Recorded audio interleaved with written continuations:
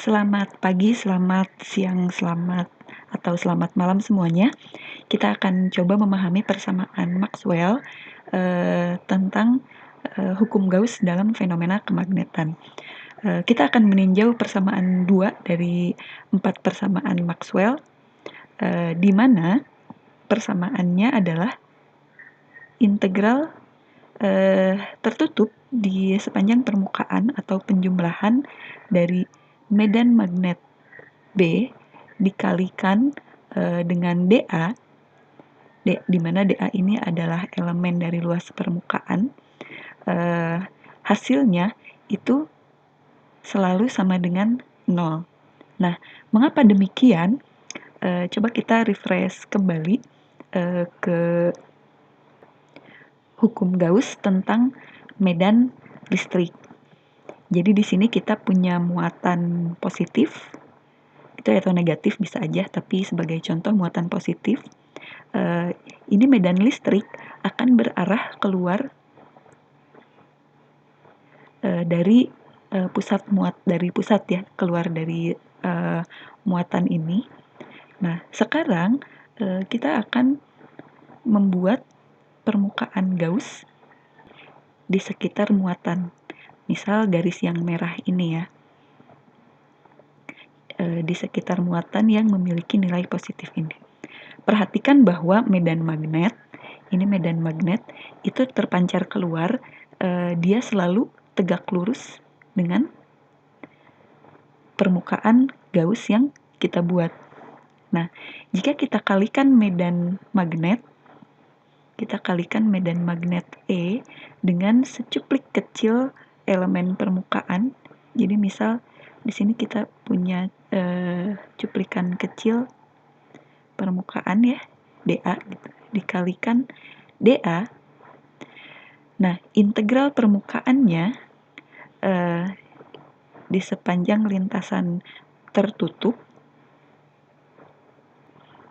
akan sama dengan muatan yang dilingkupi atau key input, muatan yang dilingkupi oleh permukaan Gauss dibagi dengan epsilon 0.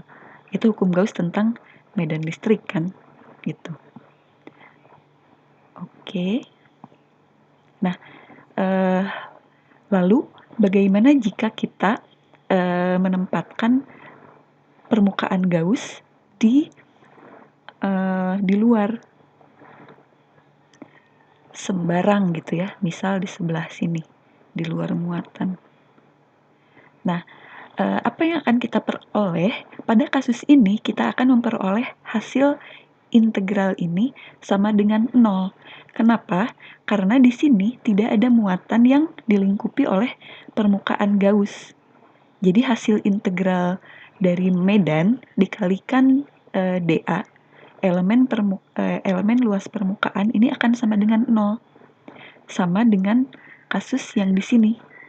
Sama dengan kasus yang di sini. Lalu apa bedanya? Gitu. Pada kasus muatan itu 0 karena di sini tidak ada muatan yang dilingkupi oleh permukaan Gauss. Jadi di sini di dekat muatan ya, dari sini medan listrik akan masuk ke permukaan. Di sebelahnya, di sini medan listrik akan keluar permukaan. Jadi resultannya 0. Jadi jelas bahwa tanpa muatan yang dilingkupi di dalamnya, hasil integral ini itu akan sama dengan 0. Lalu bagaimana pada medan magnet? Nah, jika kita menempatkan permukaan Gauss di samping gitu ya, di sini misal sembarang. Nah, lalu kita integralkan perkalian dari medan magnet B dengan elemen luas permukaan dA, kita akan memperoleh nilai 0. Jadi di sini ada medan magnet yang masuk. Di sini ada medan magnet yang keluar ke sebelah sana. Lalu apa yang akan terjadi kalau kita menggambar permukaan Gauss di sekitar kutub, ya kan magnet itu ada kutub utara, ada kutub selatan. Nah, apa yang akan terjadi? Kita akan punya flux total medan magnet yang masuk permukaan Gauss. Ini kan masuk nih, lihat masuk gitu. Dan seolah-olah tidak ada yang keluar. Nah, jadi resultannya pasti ada nilainya dong gitu. Integralnya berarti nggak mungkin 0. Itu tidak sepenuhnya benar ternyata.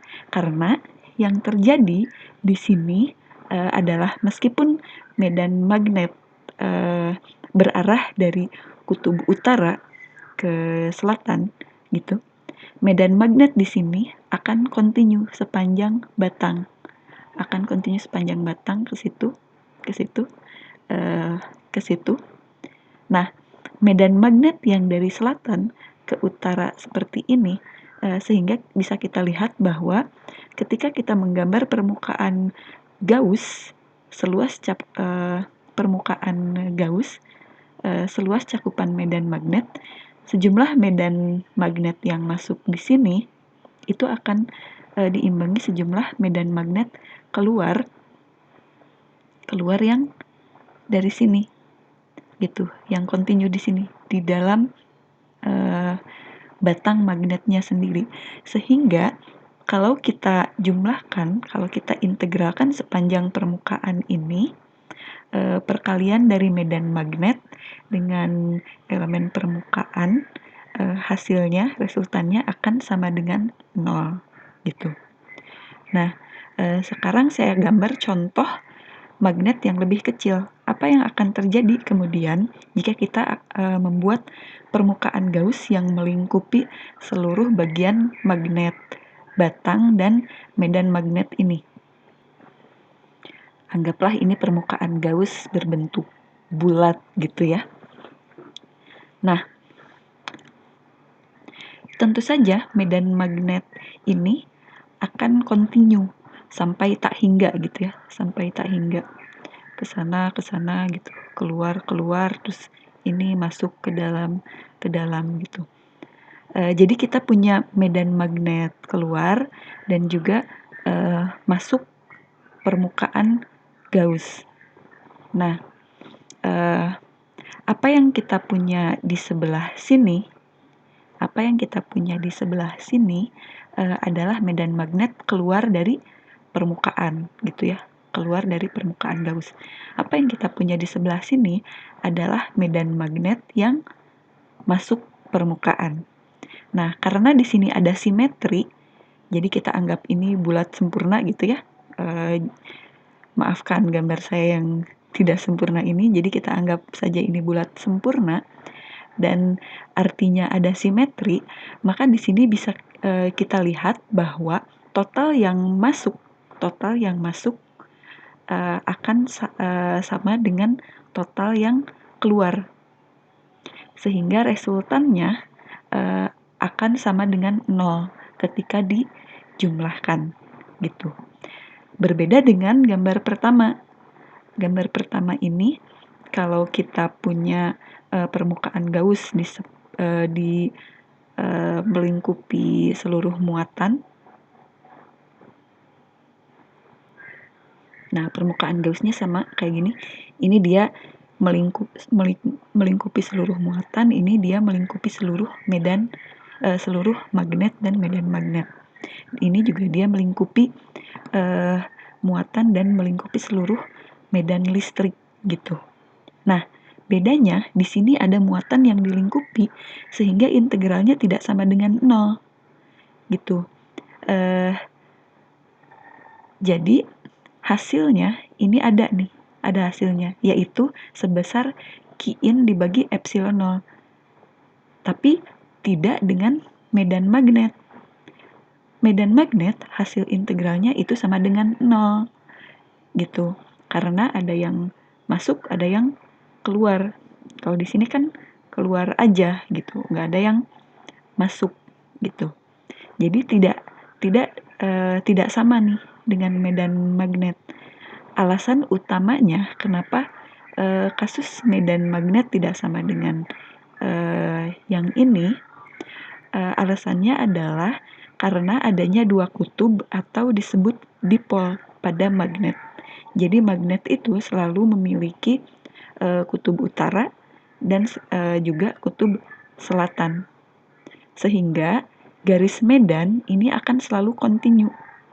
Garis medan akan selalu kontinu membuat suatu loop di sekeliling magnet. Dan itu yang menjadi perbedaan besar dengan apa yang terjadi pada medan listrik. Nah, Maxwell dan Gauss menyadari hal itu, maka dari itu persamaan ini dikembangkan. Jadi, pada kasus medan listrik, jika kita menggambar permukaan Gauss di sekitar objek bermuatan, maka medan listrik dikalikan secuplik permukaan, lalu dijumlahkan di seluruh permukaan Gauss atau diintegralkan, integral tertutup, gitu ya. Hasilnya akan selalu sama dengan jumlah muatan yang dilingkupi dibagi dengan epsilon 0. Sedangkan pada medan magnet itu tidak mungkin terjadi karena kita tidak pernah atau ilmu pengetahuan sampai saat ini belum menemukan magnet yang hanya punya kutub utara saja sehingga dia medan magnetnya keluar aja, atau kutub selatan saja yang membuat medan magnetnya hanya masuk saja gitu, hanya masuk saja. Tapi pasti ada dua kutub, utara dan selatan, sehingga persamaan yang sama dengan hukum Gauss ini di mana medan magnet dikalikan dA dikalikan elemen luas permukaannya, ini akan selalu sama dengan 0 pada medan magnet. Dan itu adalah inti dari dua persamaan pertama dari persamaan Maxwell. Itu. Kelebihan. Nah, jadi di sini kita punya persamaan Maxwell, dan kalau kalian memahami hal itu, jadi at least atau paling tidak kalian sudah memahami dua persamaan pertama dari persamaan Maxwell gitu.